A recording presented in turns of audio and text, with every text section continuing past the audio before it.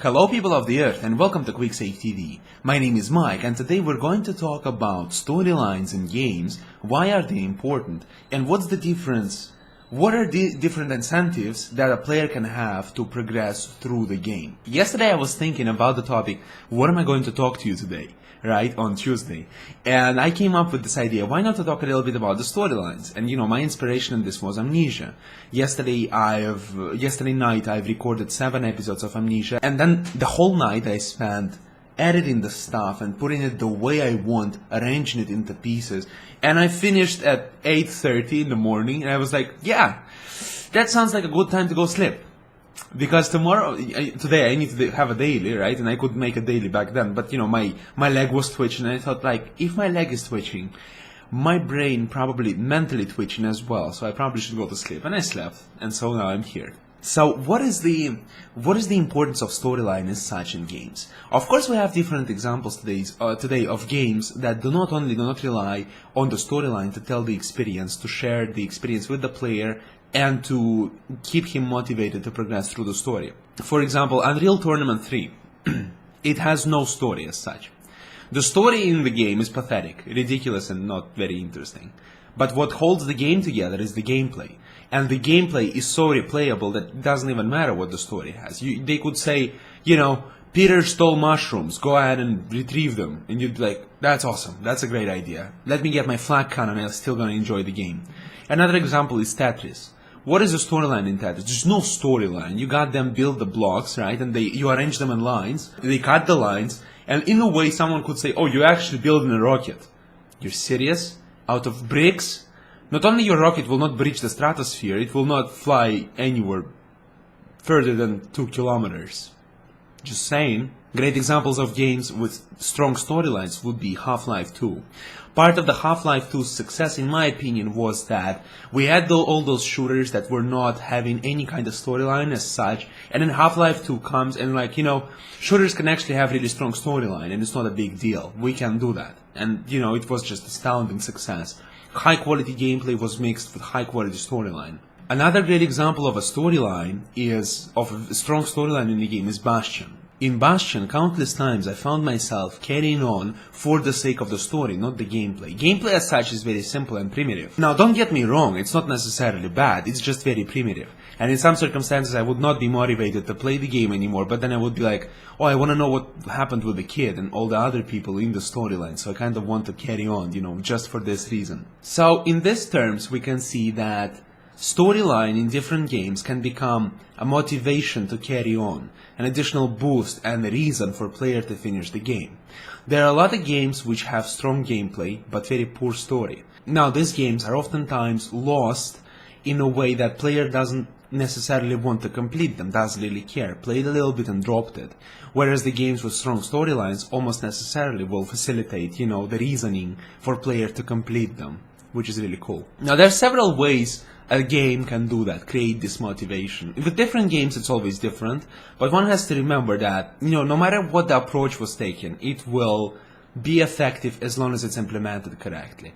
Let's go ahead and discuss it on the example of Bastion and Amnesia: The Dark Descent. In case of Bastion, we have this narrator, which is actual person in the game, but he kind of tells the storyline. Now the question arises in the player's head right away, why does narrator tell the story? Why not the main player? What happened with the player? What happened with the kid? Why is narrator tells it as a story? So apparently narrator survived. But what happened with the boy? Is he unable to tell his story? Or did he die during the main story? You don't know. You want to find out. And then as you go around the game, any action you perform commits the narration from the narrator. He comments on everything. You found a hammer, great. You bashed a bunch of battles, great. You killed a monster, great. Everything you do is commented on. And this way you feel that you are a part of a big story, and you are, all the actions you do are foretold, or told already to somebody else. This way, it removes this unexplored element out of the game. In a way you explore the game, but at the same time somebody tells about it, so it means it already happened in the past. You just don't know yet. This kind of approach is very, very unusual. I really never seen it before, implemented before, except for Bastion. It feels really good. It feels really solid, and it's absolutely astounding the way they done the job with it. And if you never played Bastion, I've actually made a review of it a while back, for which, for some reason, it appears that I violated copyright grounds. By making my own video and sharing my opinion with you. But if you would like to check it out, go ahead and do.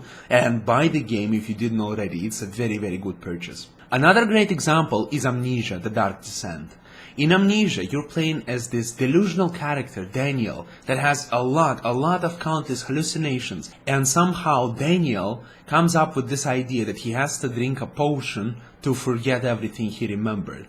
And so that's how the game starts. You recover from this and you slowly start to regain your memories and understand what you're trying to do. Soon after, Daniel finds a note that he is written for himself to read, and he says that he has to kill Alexander for no explained or apparent reason. But the thing is, he said that the curse is following you, so you have to hurry.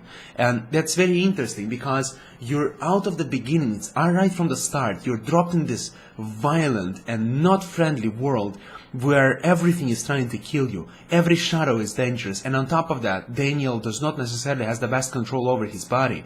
He is constantly having hallucinations. The past and the present is mixing up. He has these visions. He has all these things which don't benefit you as a player because they hinder you. And at the same time, it appears that this curse is actually taking form of different monsters, and it even infests walls inside the castle which still are trying to kill you. It's incredible. And it's absolutely different from what Bastion offers. Bastion offers this, happy-go-lucky narration of a very sad story in which, you have solid control of the character and etc. Whereas in Amnesia, you slowly try to scramble bits and pieces of the story. Try to understand it yourself. There is no help as such in understanding the story. And Daniel himself does not remember goddamn shit. So it's so difficult. And it's difficult for him, and you feel for him. You understand in what situation he is. And you understand that he has these mental conditions, and you have to fight with that. And in this circumstance, what happens is that Daniel is that delusional, hallucinational character, is the main hero in the game. He's not a strong character, he's not a warrior, not a fighter, he's not a do-it, person. He's scared. He just has no choice. He has to carry on, otherwise he's going to die. He's pushed to the brink. And you as a player, you are this other side, you are perfectly fine. You control Daniel, and you have to work together to somehow work out the situations in the game. So you assist him in whatever he does. You try to help him overcome these challenges. You try to evaluate what happens. And with Daniel, you kind of explore what happened and what will happen. What happened in the past? Why did he want to forget it so bad? And who is Alexander? What is he doing in all this plot? And why does he know way too much about things that are happening around Daniel right now? So as you can see, depending on the way you perceive the story and the way you're trying to use it, for every developer it's a strong incentive to include the story in the game, a strong story. Of course, strong story is a very arguable point. What's for me a strong story might be a very weak story for you.